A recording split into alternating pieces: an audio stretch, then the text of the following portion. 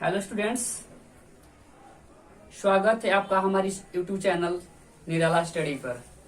ठीक है, आज हम लोग चूंकि एग्जाम का दौर चल रहा है, 12 का एग्जाम काफी नजदीक है, इसलिए मैंने सोचा है कि आप सभी को हर लेसन का समरी कि ना एक एक करके पढ़ा दूं। ठीक है, तो आज हम चाहते हैं जो पहला चैप्टर है हमारा रेनबो का प्रोज का, इसका नाम है इंडियन सिविलाइजेशन एंड कल्चर। ठीक है, तो आज हम लोग इंडियन सिविलाइजेशन एंड कल्चर को क्या करेंगे line by line, summary wise. ठीक ना, समरी से करेंगे। तो स्टार्ट करते हैं आज की क्लास। यहां से यह है इट इज एन एसे, यह एक निबंध है। ठीक है, it has been written by Mahatma Gandhi, यह महात्मा गांधी के द्वारा लिखा गया है। ठीक, Mahatma Gandhi was a great writer, Mahatma Gandhi क्या है, एक महान लेखक है। He had written a lot of essays, वे बहुत सारे निबंधों को लिख चुके थे। ठीक है, it is also one of them, ये उनमें से एक है। ठीक है, किसी भी मतलब का चाहे वो प्रोज हो चाहे पोएम हो, ठीक है, अगर समरी आपको लिखना है तो इतना सबसे पहले जरूरी है।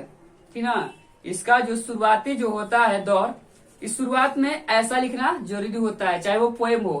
पोएम अगर होगा तो लिखेंगे it is a poem, it has been written by it, जिसके द्वारा लिखा गया है उसके द्वारा लिखेंगे।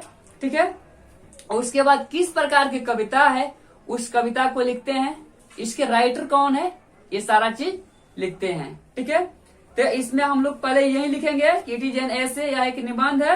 It has been written by Mahatma Gandhi, Mahatma Gandhi के द्वारा लिखा गया है। Mahatma Gandhi was a great writer, Mahatma Gandhi एक महान राइटर थे। और he had written a lot of essay, बहुत सारे कहानियां लिख चुके थे। It is also one of them, ये उनमें से एक है। ठीक है, अगर इतना लिखेंगे तो कम से कम 2 नंबर तो बनता है।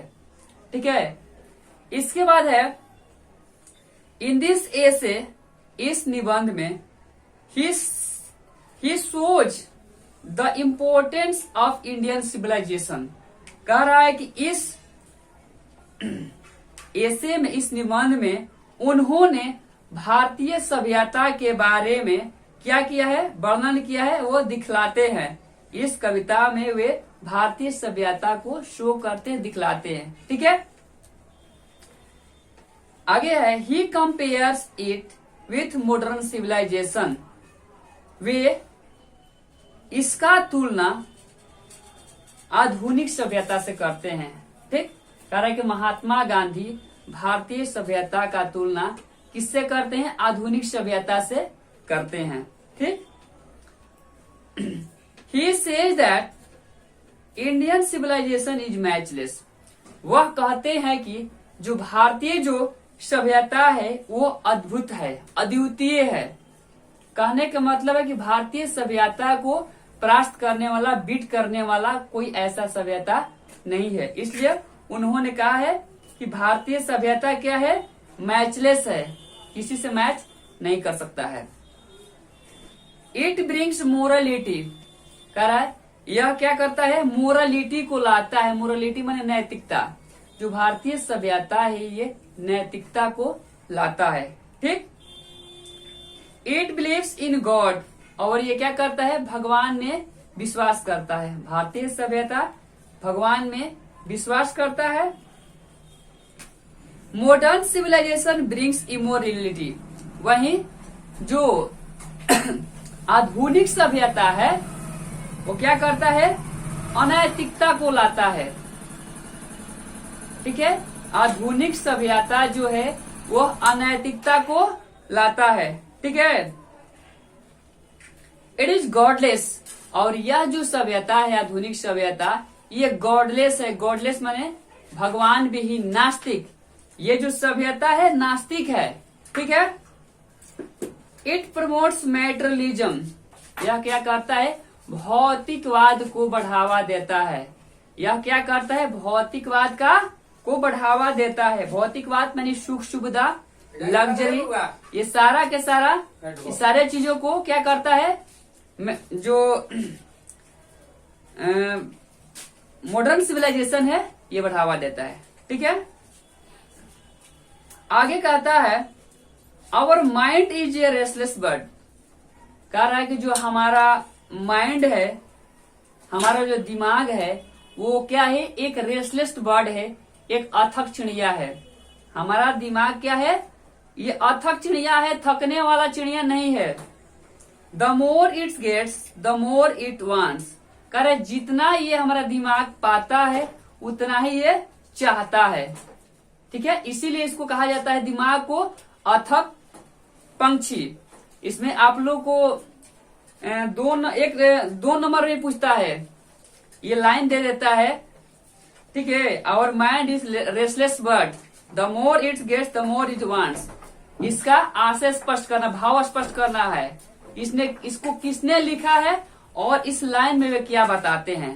ठीक है, तो आगे देखते हैं। करेक्ट, दिमाग जो हमारा माइंड है वो एक अथक पक्षी है। ठीक, जितना ये पाता है उतना ही ये चाहता है। ठीक, स्टिल इट रिमेन्स अनसेटिस्फाइड। फिर भी क्या होता है, ये असंतुष्ट होता है। हमारा जो दिमाग है फिर भी असंतुष्ट होता है। बहुत चीज पाने के बाद भी सोचते हैं कि और भी कुछ मिल जाए, और भी कुछ मिल जाए। ठीक है, आगे है इट लाइक्स मैटेरियलिज्म। यह क्या करता है, भौतिकवाद को पसंद करता है, सुख सुविधाओं को पसंद करता है, आधुनिक सभ्यता। ठीक, but happiness is merely A mental condition. कह रहा है लेकिन जो खुशियां है वो वास्तव में क्या है, एक क्षणिक मानसिक स्थिति है। जो खुशियां है वो मात्र एक क्या है, क्षणिक स्थिति है।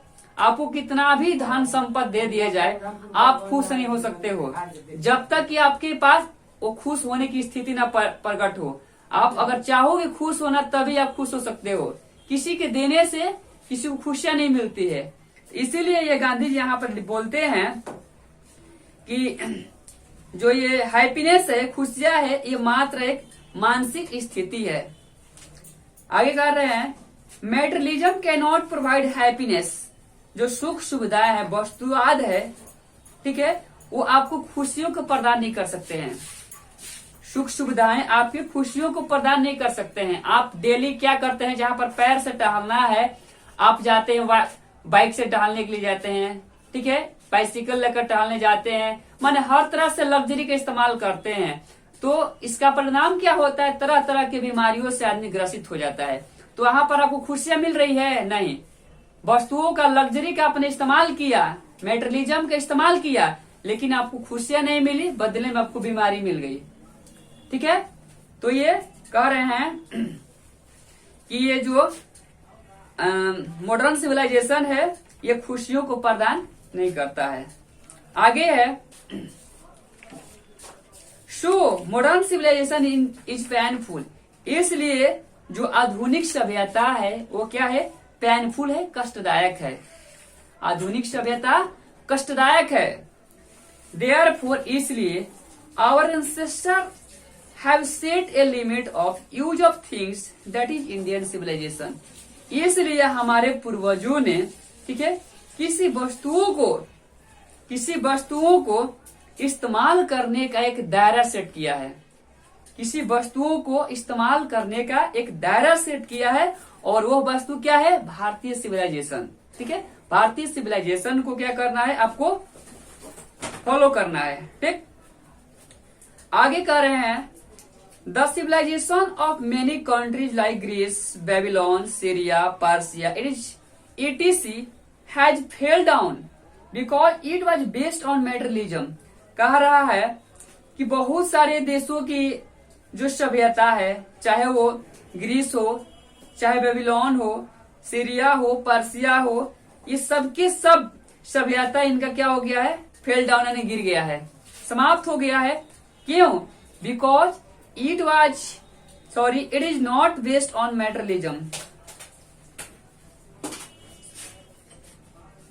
Because it was based on materialism, क्योंकि यह क्या था, वस्तुवाद पर आधारित था। सीरिया, पर्सिया, ग्रीस, बेबीलोन, इन सबका सभ्यता का पीछा होने का वजह क्या है, समाप्त होने का वजह क्या है? क्योंकि ये सभी के सभी मेटेरियलिज्म पर आधारित थे, सुख सुविधाओं पर आधारित थे। ठीक है, जबकि भारतीय सभ्यता जो है वो सुख सुविधाओं पर आधारित नहीं है। But the Indian civilization is still a life, कह रहा है लेकिन भारतीय सभ्यता आज भी जीवित है, वो मरी नहीं है, भारतीय सभ्यता आज भी जीवित है। ठीक है, बिकॉज क्योंकि it is not based on materialism, क्योंकि वो वस्तुवाद पर आधारित नहीं है। ठीक है, भारतीय सभ्यता वस्तुवाद पर आधारित नहीं है, इसलिए आज भी जीवित है। It is deeply rooted on the basis of spiritualism, कह रहा है it is deeply rooted on the basis of spiritualism, कह रहा है कि इसका जो रूट है वो अध्यात्म में काफी गहराई तक चली गई है। भारतीय सभ्यता की जो जड़ है अध्यात्म में बहुत गहराई में चली गई है।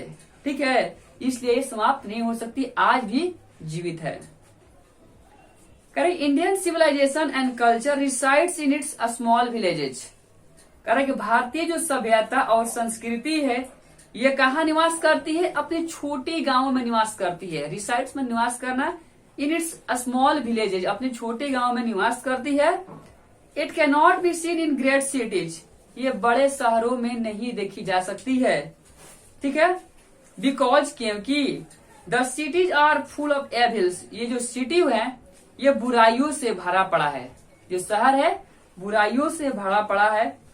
It is nothing else but simple living and high thinking, कह रहा है कि साधारण रहन सहन और उच्च विचार, कह रहा है कि साधारण रहन सहन और उच्च विचार, इसके अलावा भारतीय सभ्यता और कुछ नहीं है। भारतीय सभ्यता का ये बेस है। ठीक है, simple living and high thinking, साधारण रूप में रहना है और उच्च सोचना है, यही भारतीय सभ्यता का आधार है। thus इस प्रकार all the energy should be concentrated in its development and conservation, कह रहा है इसलिए इसकी सारी जो एनर्जी है, ऊर्जा है, ठीक है, वो कहाँ पर संरक्षित होनी चाहिए? इसके डेवलपमेंट में, इसके विकास में क्या करना चाहिए? संरक्षित होना चाहिए। ठीक है, ताकि भारतीय सभ्यता विकास कर सके।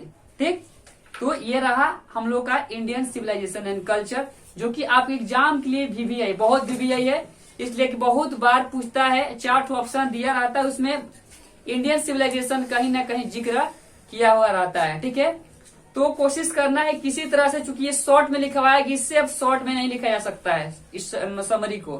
ठीक है, तो आप लोग कोशिश करना है कि याद कर लें, याद करके आप लोग, और एग्जाम जब आएगा तो आप लोग लिख लीजिएगा। ठीक, और ये वीडियो अगर पसंद आए आप लोग को तो इसको लाइक, शेयर और कमेंट्स करने से मत चूकिए। ठीक है, अगर आप लोग इतना करेंगे तो हम लोग और भी वीडियो प्रोवाइड करेंगे। ठीक है, तो अगले क्लास में मिलेंगे एक नए समरी के साथ, तब तक लिए धन्यवाद।